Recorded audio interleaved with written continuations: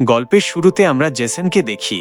পৃথিবীর সবচেয়ে শক্তিশালী মানুষ জেসন এখন একজন সাধারণ শ্রমিক হয়ে গেছে, যে প্রতিদিন প্রচণ্ড গরম বয়লারের কাছে কুকুরের মতো খাটুনি খাটে। সারাদিন হাড়ভাঙা পরিশ্রম করার পরেও মজুরি হিসেবে সে মাত্র 200 টাকা পায়। সব শ্রমিকরা এই ব্যাপারে খুব ক্ষিপ্ত ছিল। তখনই সেই নিষ্ঠুর কারখানার মালিক সরাসরি দাঙ্গা দমনকারী পুলিশকে ডেকে নেয়। পুলিশ এসে পৌঁছাতেই শ্রমিকদের ওপর লাঠি এবং রবারের গুলির বৃষ্টি শুরু করে দিল। জেসন আহত শ্রমিকদের বাঁচাতে ছুটে গেল, কিন্তু হঠাৎ সেও একটি জোরদার ধাক্কা খেল এবং মাটিতে পড়ে গেল। পুলিশ জেসনকে নির্মমভাবে মারধর করতে শুরু করল। জেসন রাগে এক পুলিশের লাঠিটি ধরে ফেলল এবং তাকে সরাসরি মাটিতে আছাড় দিল। সে রাগে পুলিশের ওপর চিৎকার করতে লাগল। রাতে কাজ শেষ করার পর জেসন নিজের বাড়ি ফিরে এলো। যদিও তার কাজ বেশ ক্লান্তিকর ছিল, কিন্তু তার একটি ছোট এবং খুব মিষ্টি পরিবার ছিল। তার স্ত্রী তরুণী এবং অত্যন্ত সুন্দরী ছিল, যে তাকে একটি কন্যা সন্তান উপহার দিয়েছিল। দোলনায় খেলতে থাকা নিজের সন্তানকে দেখে জিসনের মনে হতো সে যেন পৃথিবীর সব সুখ পেয়ে গেছে। কিন্তু সেই রাতেই তার এই সুখ চিরতরে কেড়ে নেওয়া হতে চলেছিল। সেই সময় জেসন মাত্র গোসল করে বের হয়েছিল এবং তার স্ত্রীর সাথে রাতের খাবার খেতে যাওয়ার প্রস্তুতি নিচ্ছিল। হঠাৎ সে দেখল যে তার স্ত্রী মাটিতে নিথর হয়ে পড়ে আছে। সে ঘাবড়ে গিয়ে পরিস্থিতি দেখতেই যাচ্ছিল যে তখনই যখন জেসনের জ্ঞান ফিরল, তখন সে দেখল যে তার স্ত্রী মারা গেছে এবং পুলিশ তার দিকে বন্দুক তাক করে আছে। জেসনের হাতে রক্তমাখা একটি ছুরি ছিল, তাই পুলিশ সরাসরি ধরে নিল যে তার স্ত্রীকে খুন করেছে। এইভাবে বেচারা জেসনকে নিজের স্ত্রীর হত্যার মিথ্যা অভিযোগে ফাঁসিয়ে দেওয়া হলো এবং তাকে টার্মিনাল আইল্যান্ডের এক ভয়ানক কারাগারে পাঠিয়ে দেওয়া হলো। জেলে আসতেই তার ওপর বরফের মতো ঠান্ডা জল ছিটানো হলো, তাকে খুব মারধর করা হলো এবং ক্ষতের ওপর সাদা পাউডার ছিটিয়ে তাকে একজন নতুন কয়েদি বানিয়ে দেওয়া হলো। জেসনকে যে সেলে রাখা হয়েছিল সেখানে আগে থেকেই 3টি কুখ্যাত গুন্ডা উপস্থিত ছিল, যারা তাকে খুবই লালসাবরা দৃষ্টিতে খুঁটিয়ে দেখছিল। যেমনই জেলের গার্ড সেখান থেকে চলে গেল, অমনি সেলের ভেতর থেকে মারপিটের ভয়ানক আওয়াজ আসতে লাগলো। জেলের গার্ডের মনে হলো যে ওই গুন্ডারা হয়তো জেসনকে ভালো মতোই শায়েস্তা করেছে। সে হাসতে হাসতে মজা নেওয়ার জন্য আবার ফিরে এলো, কিন্তু ভেতরের দৃশ্য দেখে তার চোখ চড়ক গাছ হয়ে গেল। জেসন তার 2 হাত পকেটে ঢুকিয়ে বেশ স্টাইল করে দাঁড়িয়েছিল, যেন তাকে হারানোর মতো কেউই নেই। পরের দিন জেসনের নতুন মুখটি ক্যান্টিনে আসতেই সবার নজর কেড়ে নিল এবং প্রত্যেকেই তাকে নিয়ে কথা বলতে শুরু করলো। কারণ মজুর হওয়ার আগে জেসন একজন অত্যন্ত জনপ্রিয় চ্যাম্পিয়ন রেসার ছিল। বিয়ে এবং সন্তান হওয়ার পর জেসন রেসিং ছেড়ে দিয়েছিল। কেউ স্বপ্নেও ভাবেনি যে সে এখন জেলে থাকবে। হঠাৎ কিছু টাকমাথা গুন্ডা সেখানে এসে ধপাস করে হাজির হলো এবং খাবার খেতে থাকা জেসনকে চারপাশ থেকে ঘিরে ধরল। এরা সবাই ব্রাদারহুড গ্যাংয়ের সদস্য ছিল এবং পরিষ্কার বোঝা যাচ্ছিল যে তারা ইচ্ছে করেই ঝামেলা পাকাতে এসেছে। একটা গুন্ডা জেসনের খাবারে ইচ্ছে করে থুতু ফেলে দিল। জেসন উঠে দাঁড়াল এবং খাবারের প্লেট দিয়েই সরাসরি তার মুখ ফাটিয়ে দিল। এরপর আর একটা গুন্ডা তেড়ে এলো এবং জেসন তাকেও খতম করে দিল। তো এই মারাত্মক ঝামেলার পর জেসনকে গ্রেসের সামনে হাজির করা হলো। গ্রেস ছিল অত্যন্ত নিষ্ঠুর এবং নির্দয়। তার কোনো কথা পছন্দ না হলে সে বন্দীদের লাঠি দিয়ে পেটাতো। কিন্তু গ্রেস জেসনের রেসিংয়ের দুর্দান্ত অভিজ্ঞতা এবং তার চমৎকার রেকর্ডের কথা জানত। তাই সে চেয়েছিল টার্মিনাল আইল্যান্ডে হতে যাওয়া ডেথ রেস জেসন অংশ নিক। আসলে টার্মিনাল আইল্যান্ড জেলখানাটি টাকা কামানোর জন্য ডেথ রেসের লাইভ টেলিকাস্ট সরাসরি সম্প্রচার করত। রেস যত বেশি রক্তক্ষয়ী হতো, টিভিতে এর টিআরপি তত বেশি আসত।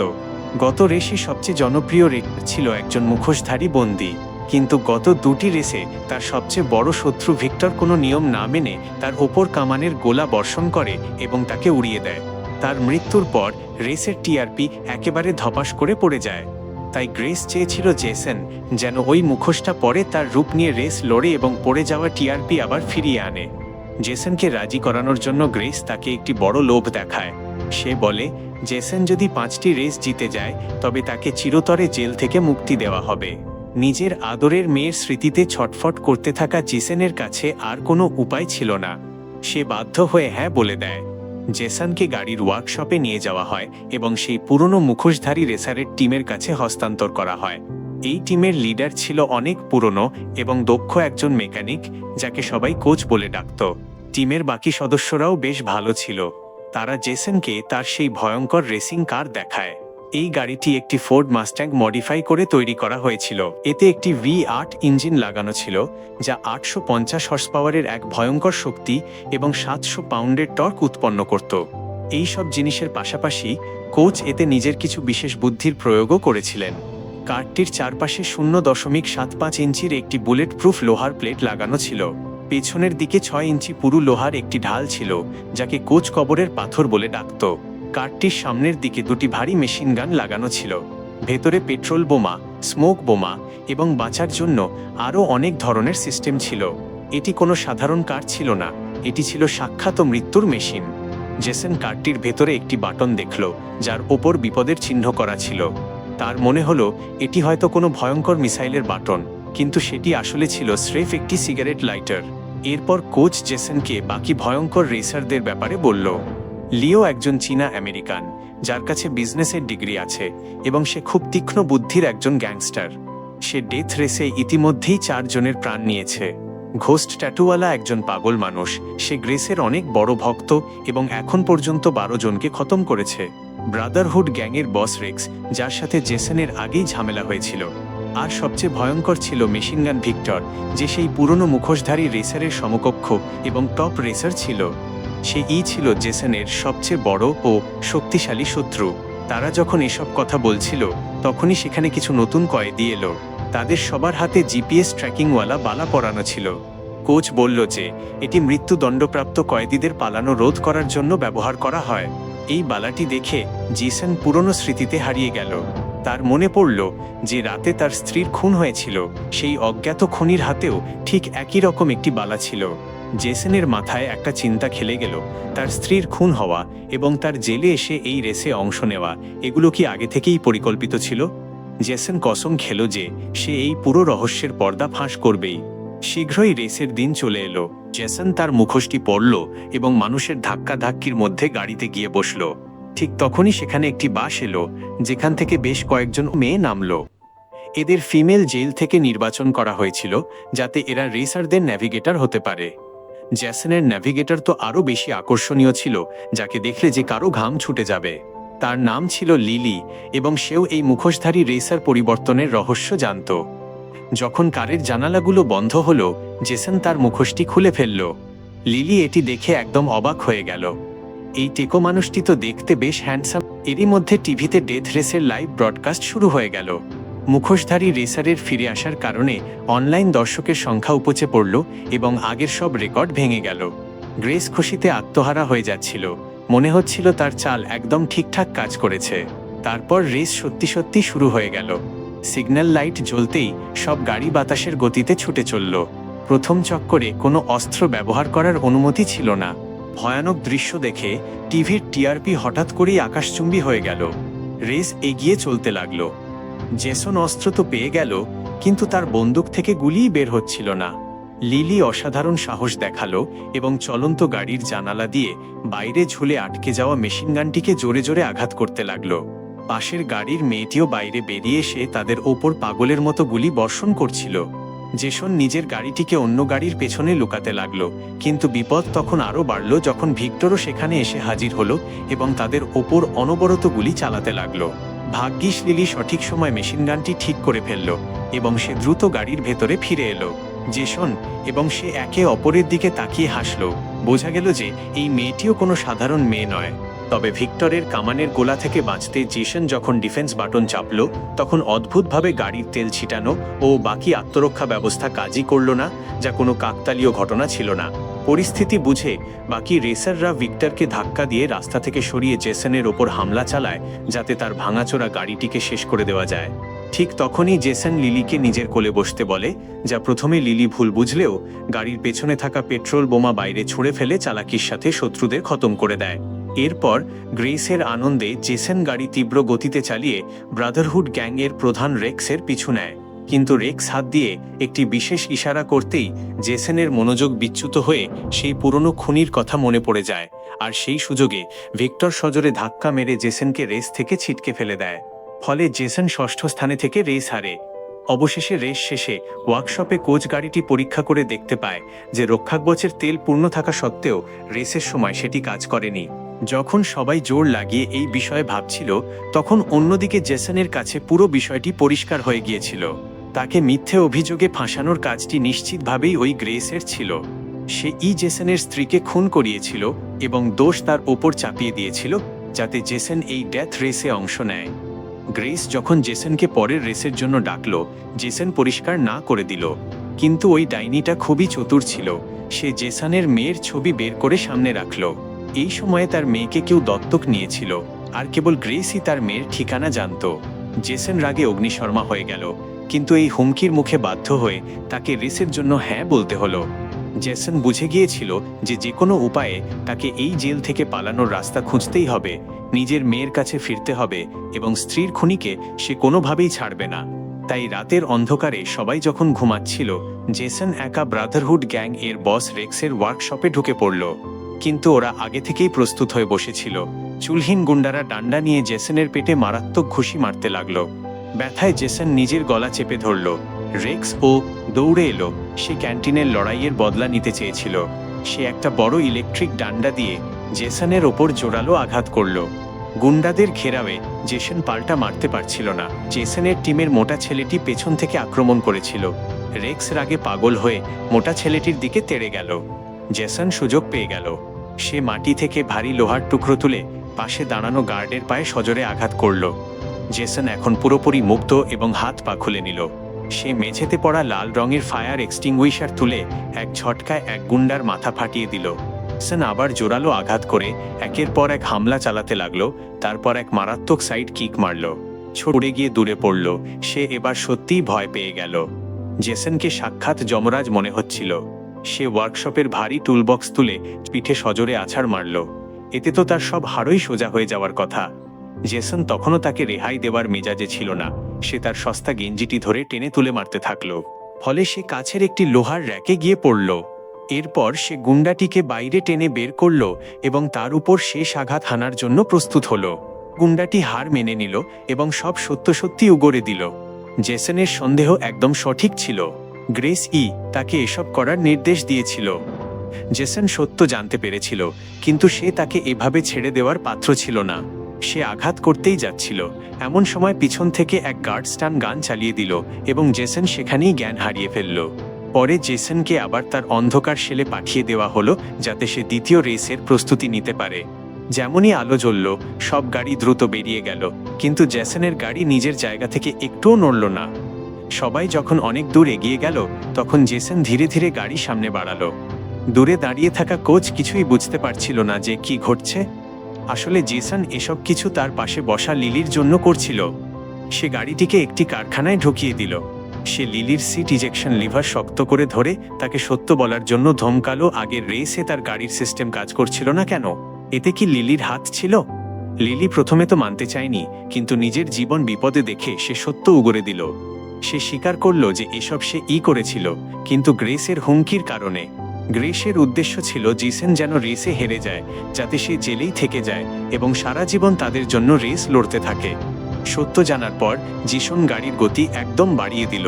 সে নাইট্রাস বুস্টার চালু করল এবং গাড়ি ঠিক রকেটের মতো চোখের পলকে অন্য রেসারদের কাছে পৌঁছে গেল। সে উপরে বসে থাকা গ্রেস এর দিকে তাকালো এবং কসম খেল যে এই ডাইনির থেকে সে প্রতিশোধ নিয়ে তবেই ছাড়বে। তারপর সে ভিক্টরকে জোরদার ধাক্কা মারল। ভিক্টর কিছু বুঝে ওঠার আগেই রাস্তার পাশে গিয়ে পড়ল। জেসন তাকে বেশি মারেনি, কারণ জেসনের আসল লক্ষ্য ছিল রেক্স, যে লোকটি তার স্ত্রীকে মেরেছিল। জেসন রেক্সের গাড়ির একদম কাছাকাছি পৌঁছে গেল। দুটি গাড়ি একে অপরের সঙ্গে ধাক্কা খেল এবং আগুনের স্ফুলিঙ্গ উঠতে লাগলো। লিলি চিৎকার করে জেসনকে রক্ষাকবচ শিল্ড ব্যবহার করতে বলছিল, কিন্তু জেসন তার একটি কথাও না শুনে সরাসরি অস্ত্রের বোতাম চেপে দিল। সে তার প্রতিশোধ নেওয়ার জন্য পুরোপুরি প্রস্তুত ছিল। ওদিকে রেক্সও অস্ত্র পেয়ে গেল এবং সে জেসনের উপর ক্রমাগত গুলি বর্ষণ শুরু করল। কেউ স্বপ্নেও ভাবেনি যে জেসন লুকানোর পরিবর্তে নিজের গাড়ি উল্টো ঘুরিয়ে রেক্সের গাড়ির উপর লেজার তোপ দিয়ে ফায়ারিং শুরু করবে। জেসনের গাড়ি ব্যাক গিয়ারে দৌড়াচ্ছিল এবং দুই পাশ থেকেই ভয়ঙ্কর গোলাগুলি হচ্ছিল। কিছুক্ষণ পর জেসন ডিফেন্সের বোতাম পেয়ে গেল। সে সাথে সাথেই গাড়ি ঘুরিয়ে স্মোক বোম চালু করে দিল। গাড়ির পিছন থেকে এত ভয়ঙ্কর কালো ধোঁয়া বের হতে শুরু করে যে রেক্সের পুরো গাড়ি তাতে ঢেকে যায়। সে 1 ইঞ্চি সামনের রাস্তাও দেখতে পাচ্ছিল না। রেক্সের গাড়ি উল্টে যাওয়ার পর জেসনও থেমে যায় এবং বাকি সবাইকে তার আগে বের হতে দেয়। রেক্স তার দুমড়ে মুচড়ে যাওয়া গাড়ি থেকে হামাগুড়ি দিয়ে বাইরে বের হতেই জেসন তার গাড়ি পেছনে নেয়। সে আবার তার মুখোশটি পরে নেয়। লিলি নিষেধ করা সত্ত্বেও সে গাড়ি থেকে বের হয়ে সোজা রেক্সের পেছনে গিয়ে দাঁড়ায়। জেসন খালি হাতে তার ঘাড় মোটকে দেয়। এটা সরাসরি গ্রেসকে দেওয়া একটি খোলা চ্যালেঞ্জ ছিল। গ্রেস ক্যামেরায় এই সব কিছু দেখে ক্ষোভে ফেটে পড়ে, কিন্তু সে তার কিছুই করতে পারছিল না। তাই সে রেসকে আরও বিপজ্জনক করার জন্য তার সবচেয়ে ভয়াবহ অস্ত্র ময়দানে নামানোর নির্দেশ দেয়। নির্দেশ পেতেই এক বিশাল এবং হিংস্র ট্রাক চলে আসে, যাকে বড় দৈত্য ট্রাক ড্রেডন্ট বলা হতো। এই বড় ট্রাকটি ভারী তোপ এবং মিসাইলে ভরা ছিল। এর ছাদে থাকা তোপগুলো থেকে এলোপাতাড়ি ফায়ারিং শুরু হয়ে যায়। পুরো রেস ট্র্যাকে আগুন ছড়িয়ে পড়ে এবং চারদিকে ভয়াবহ বিস্ফোরণ হতে থাকে। অনেক রেসিং গাড়ির তো পরখচ্ছে উড়ে যায়। এই বিশাল ট্রাকটি তো সোজা জেসনের পেছনে পড়ে গেল এবং তার ওপর পাগলের মতো হামলা করতে লাগলো। সাথে সাথে দুই পাশ থেকেই আগুন উগলাতে লাগলো। লিও ভুলবশত এই ট্রাকের পাশে চলে এলো। ট্রাকের বড় টায়ারগুলো থেকে লোহার কাঁটা বের হলো এবং লিওর গাড়িতে ঢুকে গেল। লিওর পাশে বসে থাকা খুব সুন্দর মেয়েটি পিষে চাটনি হয়ে গেল। তারপর এই রাক্ষস ট্রাকের পেছন থেকে একটা কাঁটাদার মোটা শৃঙ্খল বের হলো এবং সেটা লিওর গাড়িকে আঁকড়ে ধরল। ট্রাকের তোপ সোজা তার দিকে ঘুরে গেল এবং লিওকে নিজের প্রাণ হারাতে হলো। এখন ময়দানে শুধু জেসন আর ভিক্টর বেঁচে ছিল। জেসন মোটা ছেলেকে কল করে বলল ভিক্টরকে মেসেজ পৌঁছে দিতে যে আমাদের দুজনকে মিলে এই বড় রাক্ষসটার কাজ তামাম করতে হবে। তারা দুজন মিলে ট্রাকের জোরদার আক্রমণগুলোর মোকাবিলা করল এবং যে কোনো উপায়ে নিজেদের গাড়িগুলোকে সেই বিশাল ট্রাকের ঠিক সামনে নিয়ে এলো। দুজনেই নিজেদের গাড়ির গতি একসমান করল এবং একই সময় ট্র্যাকে তৈরি মৃত্যুর খুলি আঁকা বোতামটি চেপে দিল। গ্রেসের সেই সবচেয়ে বড় অস্ত্র এত সহজেই চূর্ণ বিচূর্ণ হয়ে গেল। জেসন এই রেস জিতে নিল। জেলের সমস্ত কয়েদি খুশিতে মেতে উঠল এবং জেসনের জন্য তালি বাজাতে লাগলো। কিন্তু ওপরে বসে থাকা গ্রেসের মুখ রাগে হলুদ হয়ে গিয়েছিল।